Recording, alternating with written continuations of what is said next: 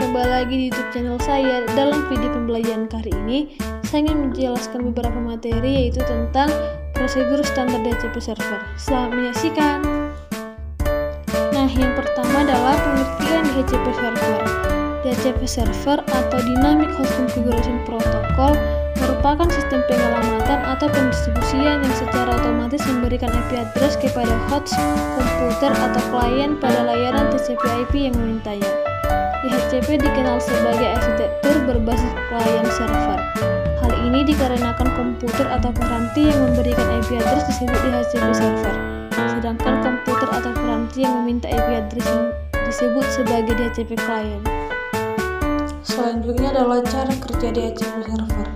Cara kerja DHCP dimulai dengan proses yang disebut discover. Discover yang dilakukan oleh perangkat klien dengan mengirimkan DHCP discover message kepada server. Jadi, klien akan mengirim pesan kepada server untuk memberitahukan bahwa klien tersebut butuh konfigurasi jaringan. Selanjutnya adalah prinsip kerja DHCP server.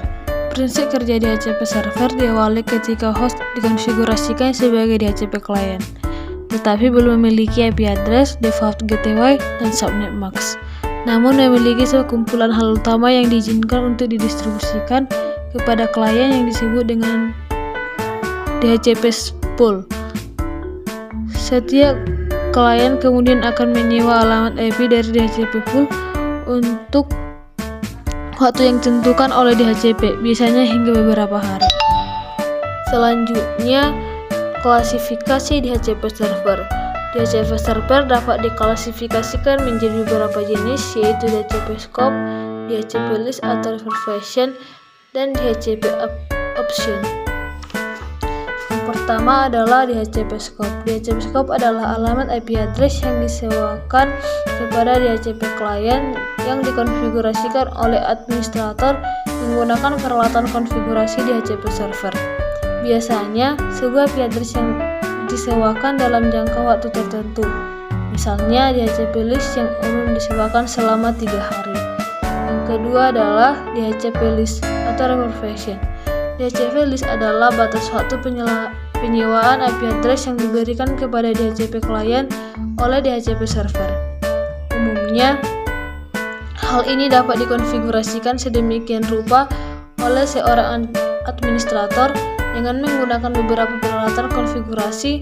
Dalam Windows, NT Server dapat menggunakan DHCP Manager atau menggunakan Microsoft Management Console (MMC) untuk Windows 2000 ke atas. Yang ketiga adalah DHCP Options. DHCP Option adalah tambahan pengaturan IP address yang diberikan oleh DHCP ke DHCP client. DHCP server juga dapat dikonfigurasikan sedemikian rupa agar memberikan tambahan informasi kepada klien yang dilakukan oleh seorang administrator. Yang terakhir adalah kesimpulan. Prinsip kerja DHCP server diawali ketika host dikonfigurasikan sebagai DHCP client, tetapi belum memiliki IP address, default gateway, dan subnet mask.